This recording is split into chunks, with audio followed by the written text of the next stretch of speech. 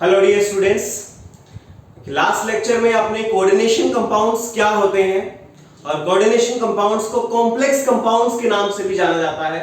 ऐसा क्यों होता है, इसके लिए मैंने आपको बताया था कि इसके लिए आपको एक छोटा टॉपिक पढ़ना पड़ता है जिसको हम बोलते हैं एडिशन कंपाउंड या फिर मॉलिक्यूलर कंपाउंड। और उसके भी दो पार्ट्स थे, पहला था डबल सॉल्ट और दूसरा था कॉम्प्लेक्स सॉल्ट, है ना। वो सब उनके बीच में क्या डिफरेंसेस होते हैं वो सब आपने सीख लिया। अब बात ये आती है कि कोऑर्डिनेशन कंपाउंड्स को किस तरह से हम रिप्रेजेंट करते हैं। उसको मैंने एक एग्जांपल के थ्रू आपको समझाया था, वो आपने सब चीजें सीख ली थी। अब अगर मैं उसी की बात में आपको बताता हूं कि जो कोऑर्डिनेशन कंपाउंड्स का रिप्रेजेंटेशन है उसमें पहला होता है सेंट्रल मेटल एटम और वो लिगेंड से मिला होता है। और जिस तरह से वो रिप्रेजेंट किए जाते हैं उनमें हर एक चीज को किस नाम से जोड़ा जाता है, किस नाम से पहचाना जाता है, इन सब चीजों के बारे में मैंने आपको बताया। चलिए थोड़ा वहां से ही शुरू करते हुए आज का हम सेशन शुरू करेंगे। अगर मैं रिप्रेजेंटेशन के बारे में बात करूं कि कोऑर्डिनेशन कंपाउंड्स को किस तरह से रिप्रेजेंट किया जाता है, उसके लिए एक एग्जांपल ले लेते हैं। ठीक है, जैसे एक एग्जांपल आपने लिया था लास्ट टाइम पर, अगर आप इसी तरह से कोई और एग्जांपल ले लेते हैं, जैसे आपने ले लिया ये वाला, क्लियर है क्या? ये आपने कोई एग्जांपल लिया, यहां पर आपने जो बाहर ये जो कोऑर्डिनेशन स्फीयर होता है, इसके जो बाहर लिखा रहता है कोई भी आयन फॉर्म में, उसको हम बोलते हैं काउंटर आयन। काउंटर आयन भी बोला जाता है इसको, आयनाइजेशन स्फीयर भी बोला जाता है। दोनों इसी के ही नाम है, ठीक है, दोनों नाम इसी के ही है, कुछ भी आप कह सकते हैं। Got it? अब अगर आप ब्रैकेट की बात करें तो इसको हम बोलते हैं कोऑर्डिनेशन स्फीयर। क्या जी? कोऑर्डिनेशन स्फीयर बोल सकते हैं इसको, या फिर इसको कोऑर्डिनेशन एंटिटी के नाम से भी जाना जाता है। ये भी आएगा तो आप कंफ्यूज मत होना, इसी को ही बोलते हैं कोऑर्डिनेशन एंटिटी भी इसको बोला जाता है। ओके, तीसरी चीज ये है, जो नंबर लिखा होता है हम इसको बोलते हैं कोऑर्डिनेशन नंबर। अरे हर एक चीज को पढ़ा जाएगा, कैसे निकाला जाता है, कैसे समझाता है, वो सब चीजें मैं आपको बताऊंगा भी। ठीक है, अभी आप केवल पहले रिप्रेजेंटेशन देखिए। इसके बाद में जो ये ग्रुप्स ऑफ एटम या फिर कोई एटम भी हो सकता है, अगर ये यहां पर लिखा हो तो हम इसको बोलते हैं, यहां पर जो इलेक्ट्रॉन्स को डोनेट करता है मेटल को वाया कोऑर्डिनेट बॉन्ड, उसको बोलते हैं हम लिगेंड्स। Got it? अब इधर देखिए जो लास्ट होता है ये, इसको हम बोलते हैं सेंट्रल मेटल एटम। ठीक है, और मैंने आपको ये वाला पोर्शन कवर करा दिया कि सेंट्रल मेटल एटम अगर आपको बताना है तो क्या क्या उसकी प्रॉपर्टीज होती है। डी ब्लॉक के एलिमेंट जनरली बनाते हैं और उनका वैलेंस शेल इलेक्ट्रॉनिक कॉन्फ़िगरेशन वगैरह हम कैसे पता करते हैं, थोड़ा बहुत उनके बारे में आपको पता चल गया है। यहां तक की बातें हमारी कवर हो गई। आज हम इसके बारे में शुरू करेंगे। उससे पहले मुझे आपको एक बात बतानी कि जो ये स्फीयर होता है ना, ये वाला स्फीयर, अगर आप इस कंपाउंड को तोड़ोगे तो किस तरह से ये तो नहीं टूटेगा, ये तो ऐसा कैसे बना रहेगा, इसके ऊपर कुछ चार्ज आएगा और कुछ बाहर लगा होगा, ये टूट जाएगा अलग से। तो अगर आप उसको देखो, कोऑर्डिनेशन जो एंटिटी है, इसके ऊपर जो चार्ज है, इसके बेस पर भी कॉम्प्लेक्स या फिर कोऑर्डिनेशन कंपाउंड्स को क्लासिफाई किया जाता है ना। उसके भी अलग अलग टाइप्स होते हैं, उनको हम पहले देखेंगे। जल्दी से आप इसको नोट कर लीजिए, आगे बढ़ते हैं हम। ठीक है, इतनी चीजें क्लियर हो गई होंगी आई थिंक। वैसे तो ये पहले वाला ही है। अभी देखिए आपको मैं बताता हूं कि जो कोऑर्डिनेशन कंपाउंड्स हैं उनको चार्ज के बेस पे, कोऑर्डिनेशन एंटिटी के चार्ज के बेस पे भी क्लासिफाई करते हैं। ठीक है, तो देखिए जो कोऑर्डिनेशन कंपाउंड्स हैं इनको अगर आपको कॉम्प्लेक्स कंपाउंड्स को क्लासिफाई करना है, उसको आप तीन तरीके से क्लासिफाई कर सकते हैं। जो कॉम्प्लेक्स कंपाउंड्स होते हैं उनके टाइप्स होते हैं, उनको आप जरा इधर नजर मारते हैं, कौन कौन से होते हैं। सबसे पहले आप देखो, एक केटायनिक कॉम्प्लेक्स हो सकते हैं, केटायनिक कॉम्प्लेक्स हो सकते हैं, और क्या हो सकते हैं, एनायनिक कॉम्प्लेक्सेस हो सकते हैं। ये कौन से होते हैं सब मैं आपको बताऊंगा। अभी आपको यहां से कुछ पता चल रहा होगा, एनायनिक या केटायनिक से समझ आ रहा होगा आपको कुछ, ये कुछ ना कुछ चार्ज के बेस पे होते हैं, है ना। न्यूट्रल कॉम्प्लेक्सेस सेम उसी तरह से। अब वो चार्ज किस पे है, कैसे है, एक एक एग्जांपल से इसको समझते हैं। चलिए, अगर आपके पास में Cu अमोनिया आपके पास में लिगेंड है, इसके साथ में लिंक्ड है और SO4 है। अगर आपने यहां पर आपको मैंने बताया था कोऑर्डिनेशन कंपाउंड्स होते हैं, अच्छी खासी दोस्ती होती है जब आप उनको दुख में लेके जाते हो या बरसात में लेके जाते हो या फिर नॉर्मल को में केमिस्ट्री की लैंग्वेज में उनको एक्वस सॉल्यूशन के अंदर डालते हो तो वो आयनाइज तो होते हैं लेकिन एक कॉम्प्लेक्स भी फॉर्म करते हैं। किस तरह से? कंप्लीटली आयनाइज नहीं होते, पहली बात तो ये। दूसरी बात क्या है, जो ये वाला है ये तो टूटता ही नहीं है, ये तो अपनी यारी को पक्का रखता है और यहां पर इस तरह से ये टूट जाएगा। सच्चाई वाली बात है बिल्कुल नॉर्मल। एक्वस अगर आप मीडियम में डालते हो सॉल्यूशन के अंदर डालते हो तो इस तरह से बन के आएगा। यहां पर ये एक्वस सॉल्यूशन में पड़ा रहेगा, ये वाला भी एक्वस सॉल्यूशन के अंदर पड़ा रहेगा, कुछ ऐसा कुछ बन के आपके पास में आएगा। तो जो ये कोऑर्डिनेशन एंटिटी है, कोऑर्डिनेशन जो स्फीयर है, इसके ऊपर जितना भी चार्ज ये रखा हुआ, जो भी चार्ज इसके ऊपर है उस चार्ज के बेस पे इसको क्लासिफाई किया। समझ आया क्या आपको? इसके ऊपर क्या है? पॉजिटिव चार्ज है, तो ये क्या हुआ? पॉजिटिव कॉम्प्लेक्स हुआ। बस इसी के बेस पे हम इसको बोलते हैं, ये क्या है? पॉजिटिवली चार्ज है, पॉजिटिवली चार्ज कोऑर्डिनेशन स्फीयर है। ठीक है जी, ठीक है, coordinate positively charge coordination sphere है। इसी वजह से इसको कैटायनिक कॉम्प्लेक्सेस के नाम से भी जाना जाता है। अगर आप देखोगे एनायनिक कॉम्प्लेक्सेस, एक और एग्जांपल में देखते हैं। जैसे आपके पास में K4 FeCN6 आपने देखा ही था, पिछली बार भी आपको मैंने बताया K4 FeCN6, इस कंपाउंड को आपने जाना था लास्ट टाइम। ओके, अब देखो अगर मैं इसको तोड़ता हूं, पानी के अंदर मैंने इसको डाल दिया, एक्वस मीडियम में मैंने इसको डाल दिया। ओके, तो यहां से क्या क्या बनेगा? 4K पॉजिटिव बनेगा एक्वस मीडियम में और FeCN6 ये कॉम्प्लेक्स के ऊपर जितना भी चार्ज होगा उसके अकॉर्डिंग इसको दिखा देंगे। तो इसके ऊपर कौन सा चार्ज है? निगेटिव चार्ज है।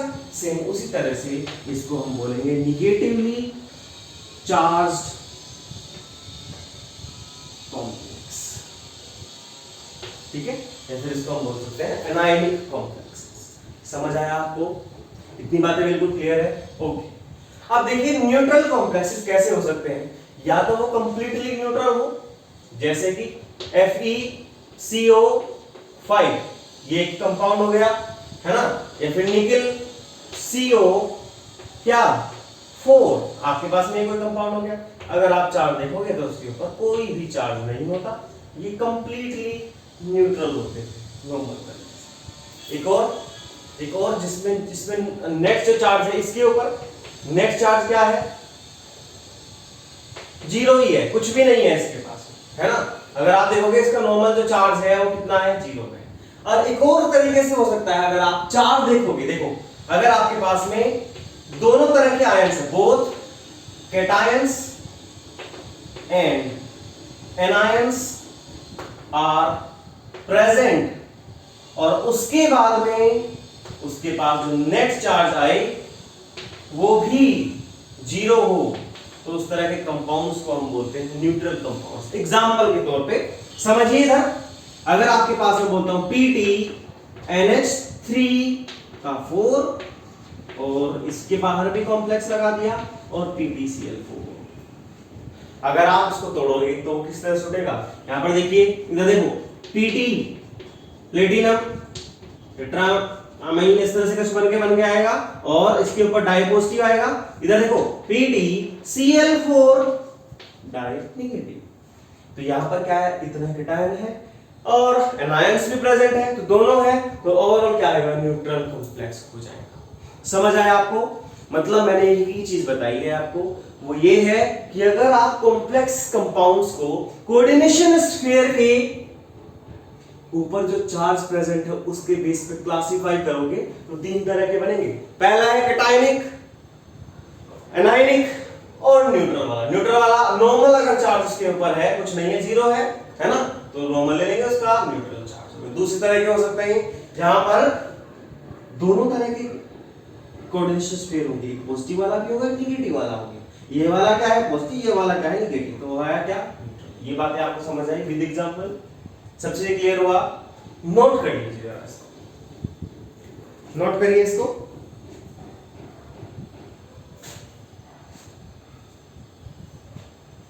ठीक है, ये बात आपको बिल्कुल क्लियर हो गई है, कोई प्रॉब्लम नहीं है इसमें, कोई शक की गुंजाइश नहीं होनी चाहिए, आपको पता होना चाहिए हर चीज।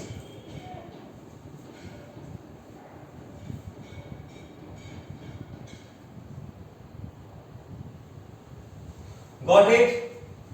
बहुत बढ़िया। देखिए अब जो कोऑर्डिनेशन स्फीयर था, जैसे ये वाला है ना, यहां पर आपने पढ़ लिया है कि मेटल क्या होता है, ये भी पढ़ लिया।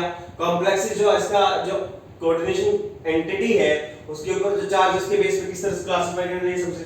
अब ये जो लिगेंड की बात, जो लिगेंड है अब जब उसको पढ़ते हैं, उसको सीखते हैं, समझने की कोशिश करते। तो आप जो है नेक्स्ट हेडिंग डालिए अपना नोटबुक के ऊपर, लिगेंड्स। अब हम इसके बारे में चर्चा करेंगे। और देखिए एग्जाम पॉइंट ऑफ व्यू से लिगेंड बहुत इंपॉर्टेंट है, बहुत ज्यादा इंपॉर्टेंट है लिगेंड, और उसके बाद में आईयूपीएससी भी आएगा। दोनों टॉपिक्स बहुत ज्यादा हॉट टॉपिक्स होते हैं कोऑर्डिनेशन कंपाउंड्स के, ठीक है। तो बहुत अच्छे तरीके से इनको समझिएगा। देखिए अगर मैं बात करता हूं लिगेंड के बारे में, आपने लास्ट लेक्चर के अंदर देखा भी था, पता भी चल गया होगा आपको लिगेंड होते क्या है, थोड़ा बहुत आपको आइडिया होगा। देखिए जब कभी भी कोऑर्डिनेशन कंपाउंड होते हैं तो वहां पर एक सेंट्रल मेटल होता है जी, मानो उसको बोल दिया आपने N, और उसके चारों तरफ या तो ग्रुप लगे होंगे या फिर एटम लगे हो सकते, जिसको मैंने L से रिप्रेजेंट किया था। और इनके पास में लॉन पेयर्स ऑफ इलेक्ट्रॉन्स होते हैं, एटलीस्ट एक इलेक्ट्रॉन है ना, एक लॉन पेयर ऑफ इलेक्ट्रॉन इनके पास होना चाहिए, और वो इसको डोनेट करते हैं कोऑर्डिनेट बॉन्ड। और जो इस तरह की आइडेंटिटी बनते हैं उनको बोलते हैं कोऑर्डिनेशन कंपाउंड्स, है ना। इतनी बात आपको समझ है। तो लिगेंड क्या है? लिगेंड चाहे ग्रुप्स ऑफ एटम भी हो सकता है, फिर कोई एटम भी हो सकता है जो इस तरह की टेंडेंसी रखता हो कि वो इसको इलेक्ट्रॉन्स दे सके। तो वो कब होगा? जब उसके पास इलेक्ट्रॉन्स होंगे। तो आप लिखिए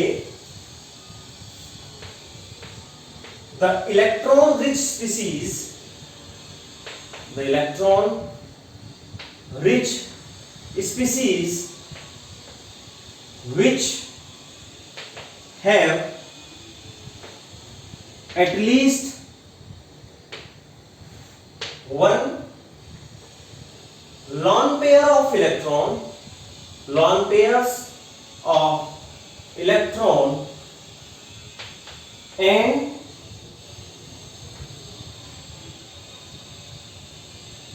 donates their electrons to, किसको देते हैं? Central metal, central metal through, किसके through?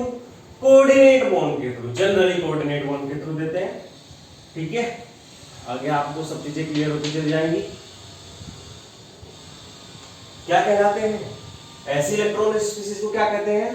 Are called as ligands या फिर लिगेंड्स, दोनों सीखेंगे, ठीक है। ये आपको पता चल गया।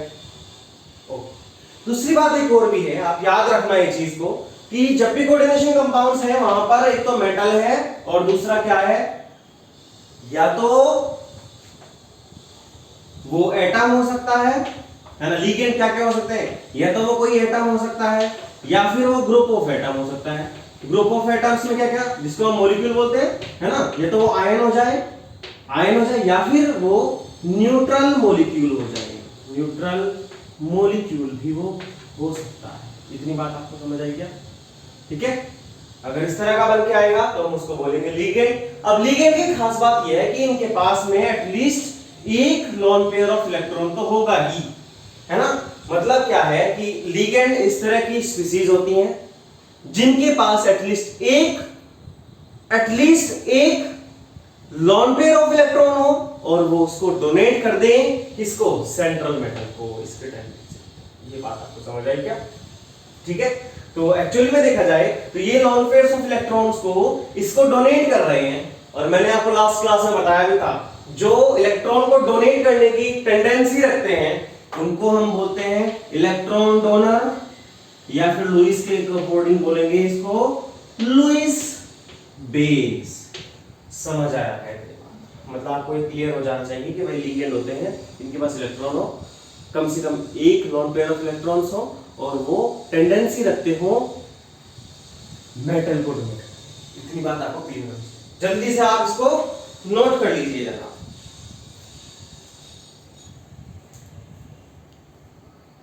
नोट कर लीजिए इसको।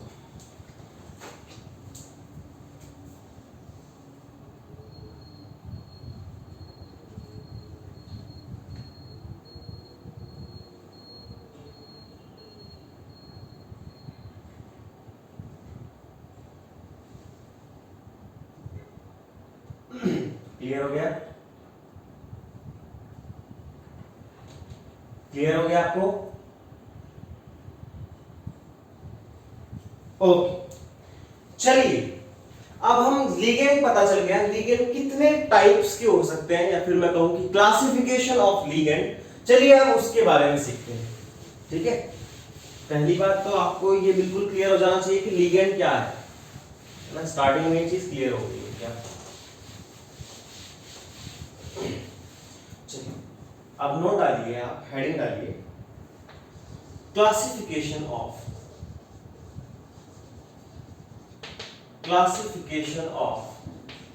लिगेंड।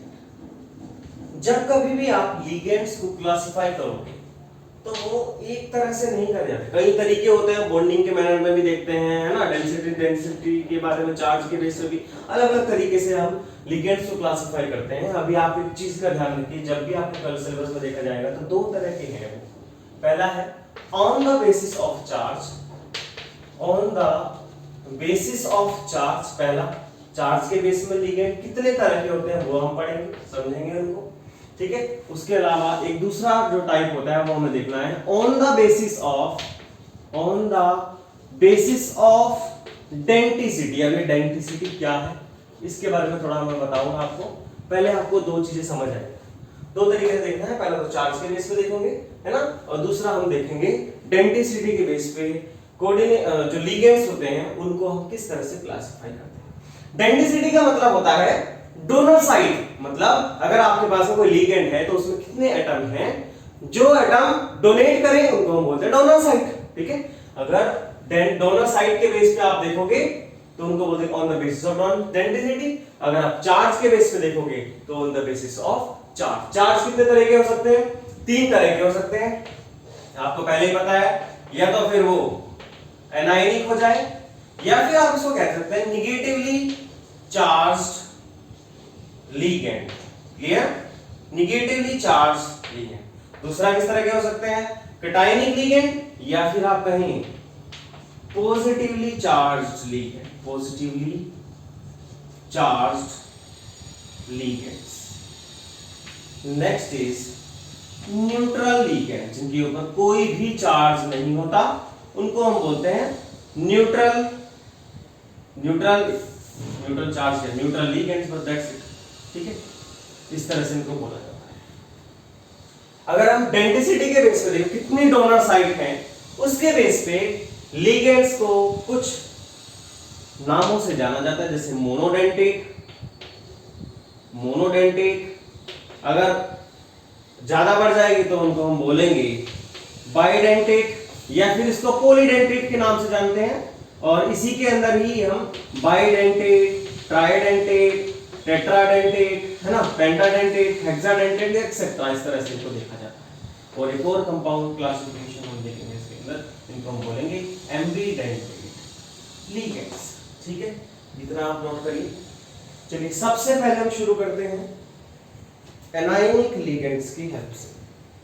अब एनायनिक लिगेंड या फिर निगेटिवली चार्ज लिगेंड कैसे होते हैं, है ना, जरा वहां से हम शुरू करेंगे।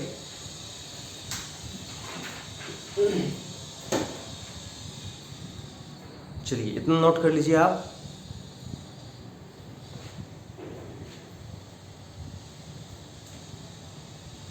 ओके जी, चलिए हम इसको शुरू करते हैं। सबसे पहले हम लेते हैं निगेटिवली चार्ज लिगेंड। ठीक है, और यहां पे मैं आपको बताऊंगा एक कैटायनिक जो लिगेंड है, कैटायन भी किस तरह से लिगेंड का काम करता है, बल्कि डोनेट करता है। कैटायन तो डोनेट नहीं करना चाहिए, है ना। चार्ज इसके पास तो वैसे पॉजिटिव चार्ज है, तो हमारा गरीब है, गरीब कैसे पैसे दे देगा, वो सब आप सीखने वाले हो यहां पर। चलिए अगर मैं सबसे पहले हेडिंग डालता हूं तो जिसका बोलते हैं हम एनायनिक लिगेंड, या फिर मैं कहता हूं निगेटिवली चार्ज्ड लिगेंड्स क्या होते हैं,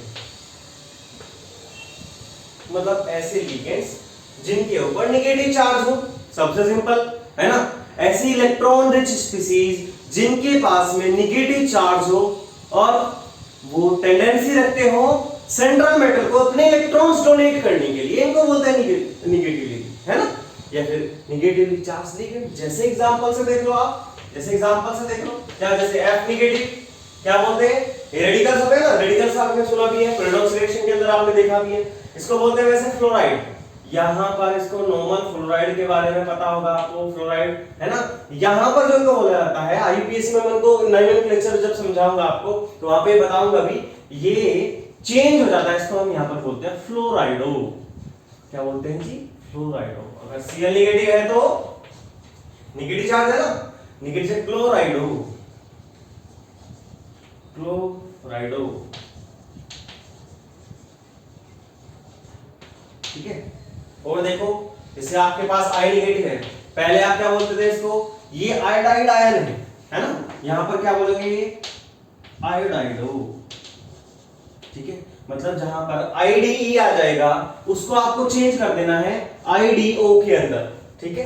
एक और देखते हैं, जैसे आपने देखा ये SO4 डाई नेगेटिव, ठीक है, आप इसको क्या बोलते हो अब तक आपको पता है, ये सल्फेट बोला जाता है। क्या है जी, सल्फेट बोला जाता है। आप इसमें क्या करोगे, यहां पर इसको सल्फेटो कर दो, ATE अगर आएगा तो क्या कर देना है, ATO कर देना है, ठीक है। ऐसे ऐसे जैसे एक और देखो, एक और देखो, ये क्या है, इसे को देखोगे तो इसको बोलते हैं नाइट्राइट, ठीक है, सॉरी नाइट्रेट, नाइट्रेट बोलते हैं इसको, है ना। NO3 नेगेटिव को नाइट्रेट बोलते हैं। यहां पर क्या कर दोगे, ATE है, चेंज कर दो, क्या आया, नाइट्रेटो।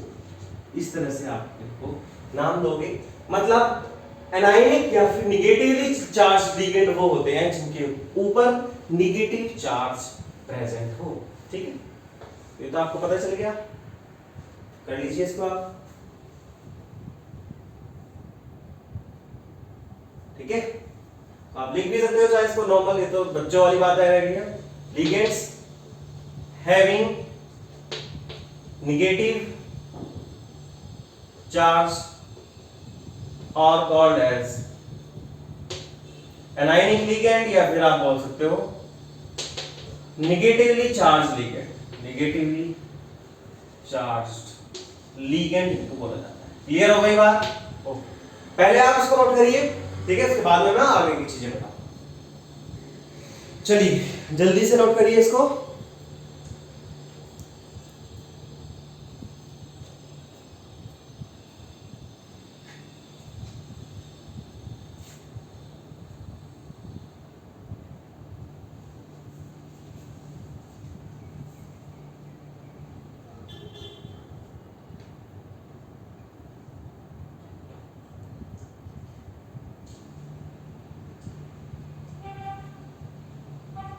क्लियर हो गया इतना, बिल्कुल क्लियर तरीके से।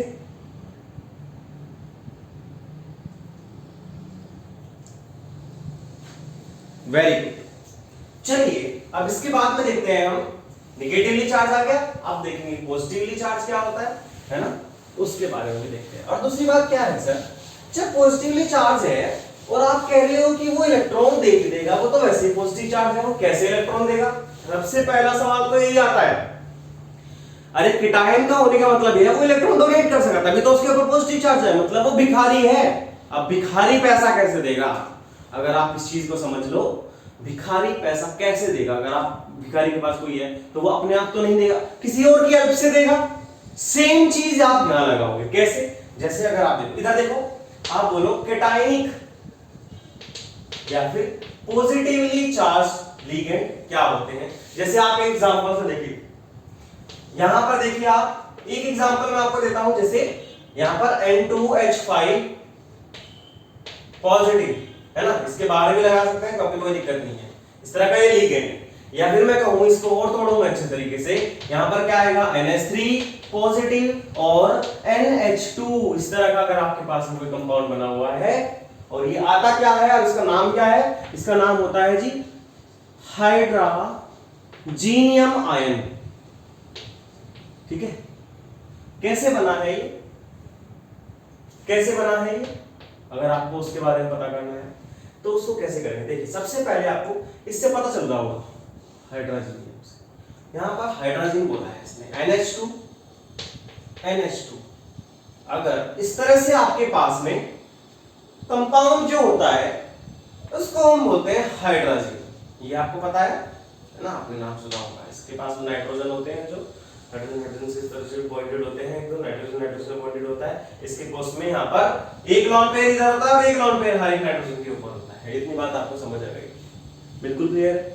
अगर आप इसको एक प्रोटॉन खिला दो, इसने प्रोटॉन खा लिया और यहां से जो बन के आएगा वो आएगा NH3 पॉजिटिव और यहां पर आएगा NH2 और इसके पास में लोन पेयर है ना, इसके पास में लोन पेयर है और इसको ही हम बोलते हैं हाइड्रोजीनियम आयन।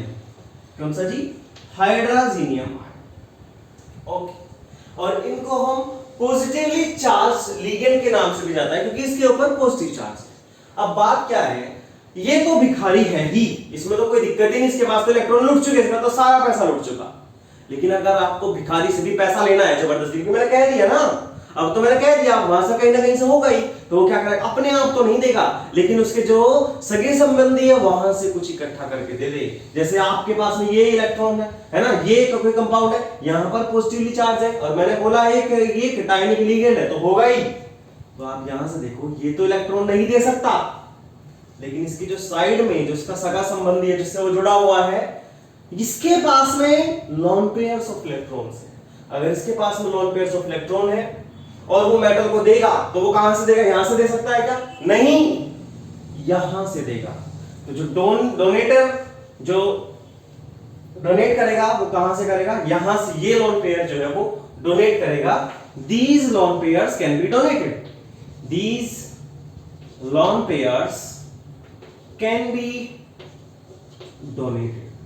इतनी बात आपको समझ आई, नोट करिए जरा इसको। इसकी डेफिनेशन मैं आपको लिखवाता हूं, एक अच्छे तरीके से समझाता हूं उसको और भी, ठीक है।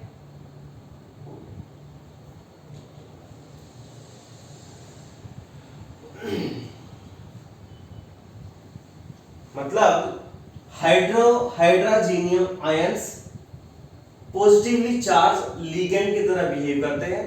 जब मैंने लिगेंड बोल दिया तो इसका मतलब वहां पे कहीं ना कहीं लोन पेयर तो होगा ही। पॉजिटिवली चार्ज है तो वो लोन पेयर कैसे होगा सर, वो तो कैटायन पहले से ही हो गया। अगर वो कैटायन हो गया, अपने आप भिखारी हो गया, लेकिन उसके कोई ना कोई तो रिलेटिव होगा ही। उन रिलेटिव से वो क्या करेगा, पैसा लेने की कोशिश करेगा, फिर लोन पेयर लेने की कोशिश करेगा। अब यहां पर क्या है, अगर आपके पास में लिगेंड है, ये तो भिखारी है, इसके पास पैसे हैं, अब ये पैसे वो मेटल को दे देगा और अगर वो मेटल को दे देगा तो जो ये लिगेंड है वो वापस देगा। तो इलेक्ट्रॉन का डोनेशन कहां से होगा, इस वाले से होगा। और ओवरऑल अगर आप इसको देखोगे तो ये क्या है, एक कैटायनिक लिगेंड है। समझ आया, ये एक पॉजिटिवली चार्ज्ड लिगेंड की तरह से बिहेव करेगा। समझ आया आपको इतनी बात। एक एग्जांपल मैंने आपको ये दिया, एक और एग्जांपल के थ्रू बताता हूं, है ना आपको। ये तो अलग सी ही बात है ना, देखो तो नई तरह की कड़कती फड़कती सी बातें हुई कि यहां पे तो पॉजिटिव चार्ज लिगेंड ने भी डोनेट कर दिया जी। कैसे हो गया वो आपको समझ आ गया है, बहुत बढ़िया बात, बहुत अच्छी बात है, ठीक है। अब देखिए, अगर मैं आपके सामने एक और पॉजिटिवली चार्ज लिगेंड लेके आता हूं, पॉजिटिवली चार्ज है दूसरे वाला भी, जैसा ये है कुछ इसी तरह से होगा। उसमें थोड़ा आपको और भी चीजें समझनी पड़ेंगी, है ना, थोड़ी बातें आपको और भी चीजें समझनी पड़ेंगी, वो मैं आपको बताऊंगा।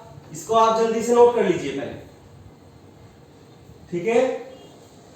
डोनेशन कहां पे होगा, पॉजिटिव चार्ज में जो साइड वाले होंगे ये डोनेट करेंगे। These lone pairs will be donated to the central atom by coordinate bond, ये आपको पता है। चलिए एक और एग्जांपल से आपको सीखना है, और बेहतर एग्जांपल है वो, इंपॉर्टेंट भी है, ठीक है। इधर देखिएगा, अगर आपके पास में बोलूं मैं NO+, देखो दिख रहा है मैंने कुछ नहीं लगाया, NO प्लस, मतलब ये एक पॉजिटिवली चार्ज लिगेंड है। पहली बात तो ये। फिर वही सवाल होता है सर इसके ऊपर अगर मैं बात करता हूं पॉजिटिव चार्ज है, कैसे इलेक्ट्रॉन दे देगा? अगर आप इसकी स्ट्रक्चर को देखोगे, लुईस डॉट स्ट्रक्चर के थ्रू आप अगर इसको स्ट्रक्चर को देखोगे आप इसको, तो यहाँ पे आपको कुछ दिखाई देगा। आपने केमिकल बॉन्डिंग के अंदर पढ़ा हुआ है ना, 11th में आप इस चीज को पढ़ लेते हो। इसमें कैसा होता है, यहाँ पर डबल बॉन्ड है इस तरह से लगा हुआ, इसके पास पॉजिटिव वाला है ना, और इसके पास में क्या होगा बताइए, यहां पर इस तरह से इलेक्ट्रॉन्स प्रेजेंट होंगे। समझ आया क्या? इतनी बातें आपको समझ आई, दोनों चीजें समझ आई। अगर आप इसको केमिकल बॉन्डिंग की तरह से देखोगे तो इसकी स्ट्रक्चर कैसे आएगी, इस तरह की आएगी। यहां तक किसी को कोई प्रॉब्लम, कोई दिक्कत नहीं?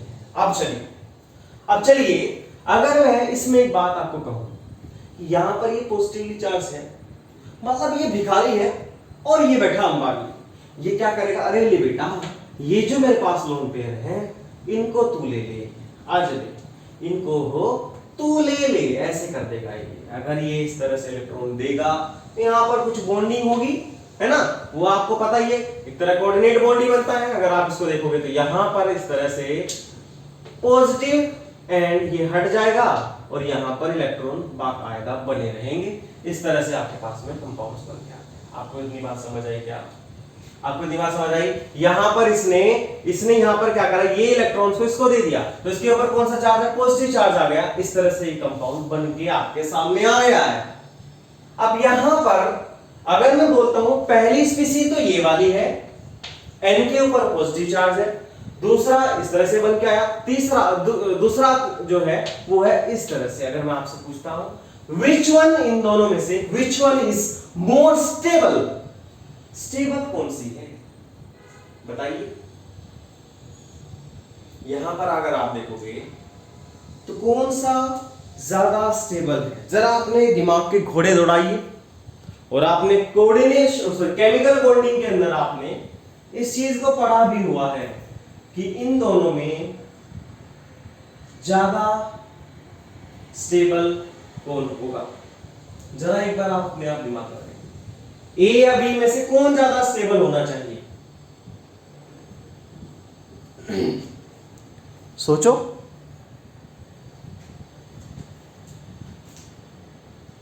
बताइए इन दोनों में कौन ज्यादा स्टेबल हो? किसी कंक्लूजन पे पहुंचे होंगे आप? देखिए अगर आप ए और बी को देखोगे तो मैंने पूछा इन दोनों में कौन ज्यादा स्टेबल है, थोड़ा इसके बारे में पता रहेगा तो बहुत अच्छी बात है। स्टेबल कौन है जी इन दोनों में, ये मेरा सवाल है। यहां पे आप देखोगे सबसे पहले अगर आपको स्टेबिलिटी देखनी होती है तो कुछ टॉपिक्स कुछ स्टेप के थ्रू आपको जाना जाता है, जिनमें आपको पता होगा। सबसे पहले हम देखते हैं ऑक्टेट कंपाउंड, है ना।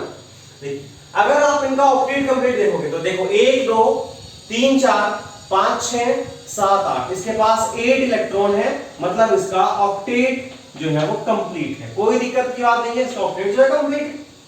लेकिन आप इधर देखो, इधर देखिए यहां पर भी 1 2 3 4 5 6, अगर आप इलेक्ट्रॉन्स को काउंट करोगे तो वहां पर कितने इलेक्ट्रॉन्स निकल के आए? 6 इलेक्ट्रॉन्स।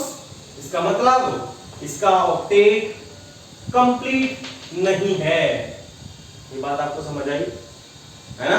ये बात आपको क्लियर समझ आ गई? अब इधर देखो, इधर देखिए, इसमें देखो 1 2 3 4 5 6 7 8, तो इसका ऑक्टेट कंप्लीट है और इसके पास में 8 इलेक्ट्रॉन्स हैं। इधर देखिए इस ऑक्सीजन को देखो 1 2 3 4 5 6 7 8, ठीक है, इसका भी ऑक्टेट कंप्लीट है, 8 इलेक्ट्रॉन्स के पास। तो सबसे पहले हम ऑक्टेट को ही देखते हैं, और अगर ओवरऑल देखोगे तो इसका ऑक्टेट इनकम्प्लीट है, इसका ऑक्टेट कंप्लीट है, बिल्कुल कंप्लीट ऑक्टेट है। तो आप इससे बता सकते हो इन दोनों में कौन जीता? ये वाला जीता, तो इसका मतलब ये स्टेबल होना चाहिए, है ना, और ये ही स्टेबल होता भी है। और आप कहोगे नहीं सर ऐसे कैसे कर दिया आपने, यहां पे तो इलेक्ट्रोनेगेटिव एटम है नाइट्रोजन, और इसमें 3.5 इसकी इलेक्ट्रोनेगेटिविटी होती है सर, इसकी तो 3 के आसपास होती है, और इन दोनों में देखा जाएगा तो ये ज्यादा इलेक्ट्रोनेगेटिव है तो उसके पास तो पॉजिटिव चार्ज आ गया आपने। ये कैसे स्टेबल हो गया, ऐसा आप सोच सकते हो या नहीं सोच सकते, है ना। तो यहां पर आपको पहली चीज पता होना चाहिए, जब भी आप स्टेबिलिटी देखते हो तो सबसे पहले आपको ऑक्टेट देखना पड़ेगा। अरे उसके पास पहले इलेक्ट्रॉन्स होने तो चाहिए, यहां पर इलेक्ट्रॉन्स है ही नहीं 8 कंप्लीट, पहले आप ऑक्टेट देखते हो, उसके बाद में इलेक्ट्रोनेगेटिविटी को देखते हो, तीसरे पॉइंट में आप देखते हो वहां पर आपके पास पॉजिटिव के पास में नेगेटिव होना चाहिए, फिर नेगेटिव के साथ में पॉजिटिव होना चाहिए। ये आपको पहले पता है, केमिकल बॉन्डिंग से आपको पता होना चाहिए। तो मतलब अगर आप इन दोनों में स्टेबिलिटी कंपेयर करोगे तो उनमें आपको एक ही चीज आएगी कि इसके पास में ऑक्टेट कंप्लीट है और इसके पास में ऑक्टेट इनकम्प्लीट है। अगर आप स्टेबिलिटी की बात करोगे तो स्टेबल कौन सा होगा, बी वाला ज्यादा स्टेबल होगा ए से। इतनी बात आपको बिल्कुल क्लियर हुई क्या, इतनी बातें बिल्कुल क्रिस्टल क्लियर हुई क्या? जरा जल्दी से आप इसको निगाह मारिए, इस पे समझने की कोशिश करें। जो जो मैंने आपको बताया वो आपको बिल्कुल क्लियर हो गया, बिल्कुल क्रिस्टल क्लियर हो गया। ओके,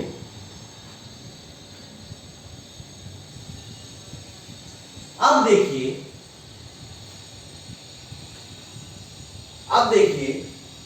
यहां पर इसके पास में दो तरह से इलेक्ट्रॉन्स पड़े हुए हैं, है ना। यहां पर आप देखोगे तो ये इलेक्ट्रॉन पड़े, ये इलेक्ट्रॉन पड़े, ये इसके बाद यहां पे पड़े हैं, यहां पे पड़े। ओके, अब डोनेट कौन सा करेगा, किधर से डोनेट करने की टेंडेंसी रखता है, अगर आप उसको देखोगे तो जो स्टेबल स्टेट है वो जल्दी डोनेट कर देगा। किधर से, यहां पर इलेक्ट्रॉन्स इसके पड़े हुए हैं नाइट्रोजन के पास से, तो ये जल्दी से अपने इलेक्ट्रॉन्स को बाहर फेंकेगा, है ना। तो जो डोनेट करता है, मतलब जो पॉजिटिवली चार्ज होता है तो डोनेट ही नहीं करना चाहिए, लेकिन वो अगर अपने आप नहीं कर पाता और तो वो क्या करता है, साइड वाले से कर देता है ना। और अगर आप इस तरह की स्ट्रक्चर को इस तरह की स्ट्रक्चर में आपने कन्वर्ट किया तो आप इनको बोलते हैं रेजोनेटिंग स्ट्रक्चर। इसलिए आपने इसका बॉन्ड यहां पे रखा तो यहां पर क्या आएगा, नेगेटिव पॉजिटिव से हो जाएगा न्यूट्रल, और इसने इलेक्ट्रॉन डोनेट कर दिए तो उसके ऊपर आ गया पॉजिटिव चार्ज। ठीक है, इतनी चीजें आपको समझ आई, बिल्कुल क्लियर हुई? बताइए बिल्कुल क्लियर हुई या नहीं हुई, क्रिस्टल क्लियर हो गई? बहुत अच्छे। देखिए इन दोनों में स्टेबल कौन सा है, बी वाला है।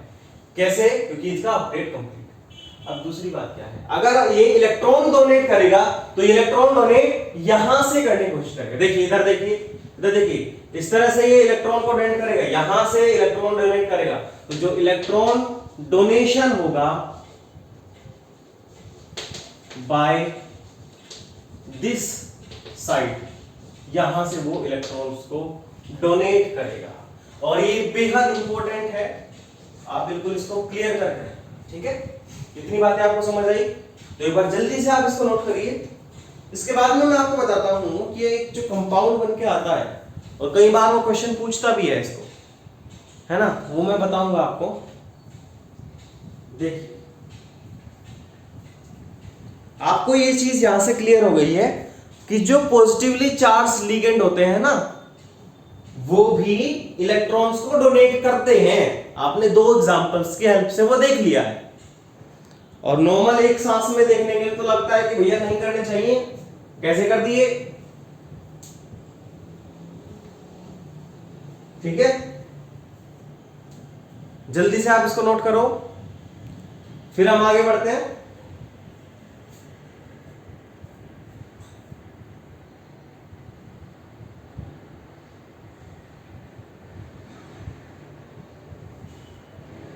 ओके, देखिए जो पॉजिटिवली चार्ज लिगेंड है ये भी इलेक्ट्रॉन डोनेट कर रहा है मेटल को। तो अगर मैं इसको रिप्रेजेंट करूं, जो मैंने अभी बोला, अगर मैं इसको रिप्रेजेंट करता हूं तो देखिए वो कैसे आए। इधर देखिए, मैं कहना चाह रहा हूं कि जो मेरा लिगेंड है, दो तरह की स्ट्रक्चर बनाई मैंने, है ना। पहला मैंने बोला N डबल बॉन्ड O, है ना। दूसरा मैंने बोला, इधर देखिए आप, N डबल बॉन्ड O इस तरह से बना। यहां पर क्या है, इस तरह से इलेक्ट्रॉन्स प्रेजेंट है यहां पर, और ये लॉन पेयर इधर से प्रेजेंट है, इस तरह से इलेक्ट्रॉन्स प्रेजेंट है। अब दूसरा मैंने एक और बताया आपको कि जी इसके ऊपर यहां पर ट्रिपल बॉन्ड बन जाता है, यहां पर पॉजिटिव चार्ज बन जाता है, इसके पास में फिर इलेक्ट्रॉन बच गए, इस तरह से बसे हैं, ठीक है। तो ये जो पॉजिटिवली चार्ज लिगेंड है ये भी इलेक्ट्रॉन देते हैं, कहां से, यहां से देते हैं, ये वाली डोनेशन साइट होती है जिससे वो इलेक्ट्रॉन डोनेट करते हैं। अगर आपको इतनी चीजें क्लियर हो गई तो ये डोनेट किसको करते हैं, हमेशा ये मेटल को डोनेट करेंगे। तो देखिए अगर ये वाला लिगेंड ऐसे स्टेबल इस तरह की हो सकती है, एक स्पीसी ये हो सकती है और एक स्पीसी ये हो सकती है। अगर ये लिगेंड मेटल को डोनेट करेगा तो वो कुछ इस तरह से करेगा, और अगर ये इलेक्ट्रॉन डोनेट करे, अपने इलेक्ट्रॉन डोनेट करेगा तो कुछ इस तरह से करेगा। आपने ये चीज सीखी होगी केमिकल बॉन्डिंग के अंदर, जब ट्रिपल बॉन्ड होता है तो वो इस तरह की ज्योमेट्री को लीनियर फॉर्म में एडजस्ट कर लेता है। और अगर आप इसमें देखोगे यहां पर भी इलेक्ट्रॉन्स प्रेजेंट होते हैं, इधर भी लोन पेयर्स प्रेजेंट होते हैं। अगर आप इसमें देखोगे तो यहां पर ये डबल बॉन्ड का 120 डिग्री के एंगल पर ये अपने आप को अरेंज कर लेता है। तो जल्दी से आप इसको देखिए, ये वाली जो स्पीसी बन के आती है, ये जब बन के आती है तो कैसे आएगी, N डबल बॉन्ड O, इधर देखिए यहां पर आप लगाएंगे M, है ना। जब ये इलेक्ट्रॉन्स इस तरह से डोनेट किए जाएंगे, इस तरह से जब ये इलेक्ट्रॉन्स डोनेट किए जाएंगे तो ये जो स्ट्रक्चर बनेगी उसको हम बोलेंगे बेंड स्ट्रक्चर, है ना। जो NO है वो बेंड तरीके से इसमें लगा हुआ है, जुड़ा हुआ है। और जब आप इसके बारे में बात करोगे तो जब ये इलेक्ट्रॉन इसको डोनेट करेगा तो ट्रिपल बॉन्ड जब इससे जुड़ा होता है तो वहां पर 180 डिग्री का एंगल होता है, बिल्कुल लीनियर, ठीक है। तो यहां पर देखिए आप इस तरह से बन के आएगा ट्रिपल बॉन्ड O, यहां पर ये इलेक्ट्रॉन्स, इसके पास जो इलेक्ट्रॉन्स हैं उनको ये मेटल को डोनेट कर देगा वाया कोऑर्डिनेट बॉन्ड, और जो स्ट्रक्चर बनेगी उसको हम बोलेंगे लीनियर,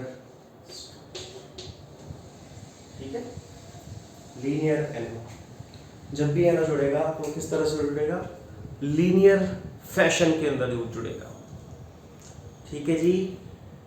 इतनी बातें क्लियर हुई आपको, कैटायनिक लिगेंड बिल्कुल क्लियर हो गया, ठीक है। पॉजिटिवली चार्ज लिगेंड की कहानी यहीं पे ही खत्म हो जाती है, समाप्त हो जाती है। जल्दी से आप इसको नोट करिए। उसके बाद में मैं आपको एक लास्ट चीज और बताता हूं, कैटायन के बाद में आएगा न्यूट्रल, है ना।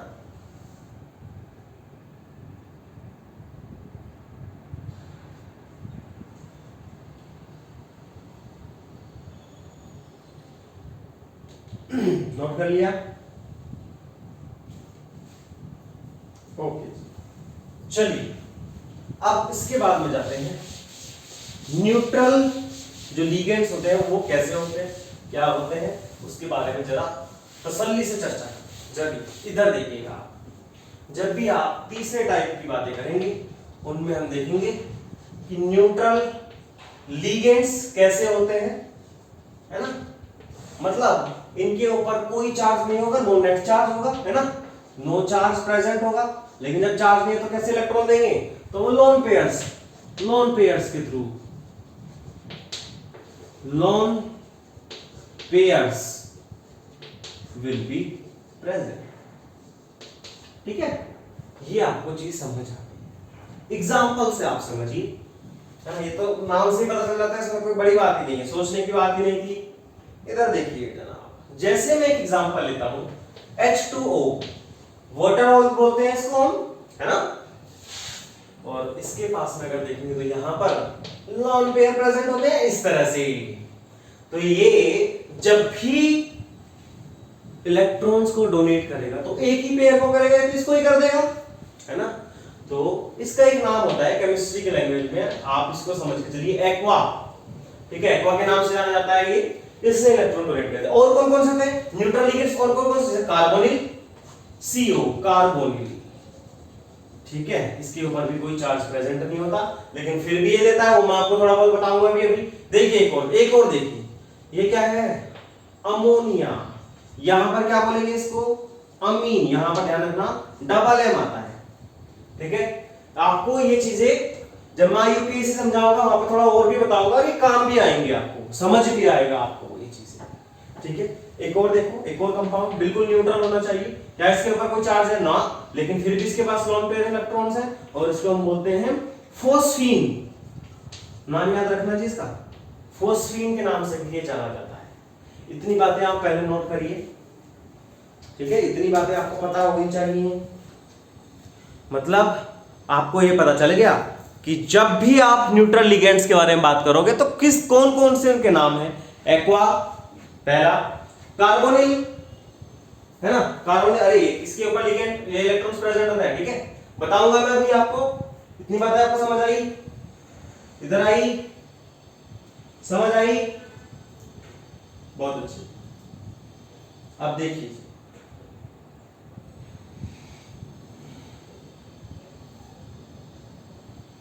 जब आप कार्बोनिल की बातें करेंगे, देखो यहां से आपको पता चलेगा ये इलेक्ट्रॉन यहां से दे देगा, ओहो, ये इलेक्ट्रॉन यहां से दे देगा, ओहो, यहां पे इलेक्ट्रॉन यहां से दे देगा, तो किसको देगा, मेटल को देगा, ये भी मेटल को देगा, ये भी मेटल को दे सकता है। That's it. अभी देखो कार्बोनिल वाला कुछ अलग से केस है, यहां पर है इससे देना चाहिए, है ना, ऐसा ये देगा और आगे देगा भी। लेकिन अगर आप इसको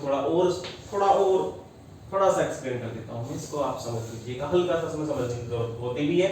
आपके पास में अगर ये एक कार्बोनिल की स्ट्रक्चर है इस तरह से, और इसके पास में ये जी लोग पड़े हैं लोन पेयर्स इस तरह से पड़े हुए होते हैं। ये क्या करता है, अपने इलेक्ट्रॉन्स को इसको ट्रांसफर कर देता है। इसने ट्रांसफर करा तो क्या बन के आया, यहां पे जो बन के आता है वो आया C, इसके ऊपर निगेटिव, इसने इलेक्ट्रॉन्स को दिए तो यहां पर एक तरह का कोऑर्डिनेट बॉन्ड बन जाता है ना, इस तरह इधर को बना सकते हो आप इसको, ऐसे भी शो करते हो सकते हो, या तो एरो से ही शो करो, या फिर आप जो है पॉजिटिव नेगेटिव इसके द्वारा शो करते हो। यहां पर एक लोन पेयर्स है और एक लोन पेयर इधर पड़ा रहता है। तो जब कभी भी मेटल आता है तो मेटल है भिखारी, मेटल को तो इलेक्ट्रॉन चाहिए, तो यहां पर मतलब आपको पता है मेटल कौन से मेटल की मैं बात कर रहा हूं और प्रॉपर्टीज क्या क्या होनी चाहिए उसकी। तो ये क्या करता है, इसको यहां से इलेक्ट्रॉन्स दे देता है, ठीक है। तो होता है न्यूट्रल है, ये ऑक्सीजन जो है इसको अपने इलेक्ट्रॉन देता है, इलेक्ट्रॉन डेंसिटी बढ़ जाती है, यहाँ पर निगेटिव चार्ज आता है, वो इलेक्ट्रॉन डेंसिटी है निगेटिव चार्ज, आप चाहे लोन पेयर बोलो या फिर निगेटिव चार्ज बोलो, ये वाला जो है इस तरह से ये मेटल को इलेक्ट्रॉन डेंसिटी को दे देता है। तो जो इलेक्ट्रॉन डेंसिटी किससे जाती है, इलेक्ट्रॉन डेंसिटी कार्बन से जाती है। तो आप यहां पर ये चीज ध्यान रखना, electron density is donated by carbon atom. बस इतना सा याद रखना है, इतना आपको पता होना चाहिए, बहुत बड़ी बात है, इतनी पता होनी चाहिए कार्बोनिल के बारे में, ठीक है। ये बातें आपको समझ आई, कुछ एग्जांपल समझ आए, ये भी आपको पता चल गया किस तरह से इलेक्ट्रॉन्स को देगा, मेटल को देगा। आपको ये चीजें बिल्कुल क्लियर हुई क्या। इतना होता है न्यूट्रल लिगेंड।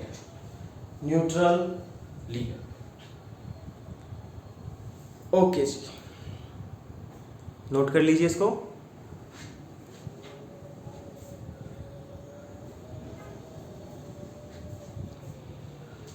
ठीक है, तो अगर आज के सेशन में आपने क्या क्या सीखा इसके बारे में मुझे बताना है, तो चलिए जल्दी से हम उसको बताते हैं, मैं उसको बताता हूं। सबसे पहले आपने देखा था कि जो रिप्रेजेंटेशन होता है कोऑर्डिनेशन कंपाउंड का वो किस तरह से होता है, कहां काउंटर आयन होते हैं, कोऑर्डिनेशन स्फीयर वगैरह होते हैं, लो कोऑर्डिनेशन नंबर होता है, मेटल होता है, लिगेंड होता है, ये सब कहानी आपने सीख ली थी और मैंने आपको बताया था। जो कोऑर्डिनेशन स्फीयर है या फिर उसको कोऑर्डिनेशन एंटिटी भी बोलते हैं, अगर उसके पास में कोई चार्ज प्रेजेंट है उस चार्ज के बेस पे ही हम उसको तीन तरह से क्लासिफाई करते हैं, कैटायनिक कॉम्प्लेक्सेस, एनायनिक कॉम्प्लेक्सेस और न्यूट्रल कॉम्प्लेक्सेस। उसको भी दो पार्ट्स में, या तो उसके पास पॉजिटिव और नेगेटिव, कैटायनिक एनायनिक दोनों तरह के कॉम्प्लेक्सेस प्रेजेंट हो, और नेट जो चार्ज है वो न्यूट्रल निकल जाए, कंप्लीटली न्यूट्रली हो, उसको तो कोई मतलब नहीं है। ठीक है, ये आपको समझ आया चार्ज के बेस पे कॉम्प्लेक्स को कैसे हम बताते हैं। अब दूसरी बात मैंने आपको बताई, देखिए आपने मेटल पहली क्लास में पढ़ा था, आज अब पढ़ने वाले वो लिगेंड के बारे में। तो आपने लिगेंड देखा, लिगेंड क्या है, इलेक्ट्रॉन रिच स्पीशीज होनी चाहिए जिसके पास में एटलीस्ट एक लॉन पेयर ऑफ इलेक्ट्रॉन हो और वो टेंडेंसी रखता हो किसको देने की, सेंट्रल मेटल को देने की टेंडेंसी रखता हो। दैट्स इट, इतना आपको पता होना चाहिए लिगेंड क्या होता है। अब मैंने आपको बताया जो लिगेंड्स होते हैं वो तीन तरह के हो सकते हैं on the basis of charge. ठीक है, on the basis of charge आपने देखा तीन तरह के लिगेंड्स होते हैं, पहला पॉजिटिवली चार्ज, दूसरा नेगेटिवली चार्ज, तीसरा न्यूट्रल। आपने उन तीनों को अलग अलग तरह से क्लासिफाई कर दिया, उनके कुछ इंपॉर्टेंट कॉन्सेप्ट्स भी थे, वो भी आपने इसके अंदर सब कवर कर लिए। अब हम जो नेक्स्ट क्लास में शुरू करने वाले हैं वो है classification of ligand on the basis of density, मतलब कितने उसमें डोनर साइड्स प्रेजेंट हैं। ठीक है, अब हम नेक्स्ट क्लास में उस सब चीजों को शुरू करेंगे। यहां तक की जितनी भी चीजें थी आप एक बार रिवाइज करके आना, समझ के आना। Thank you so much, take care.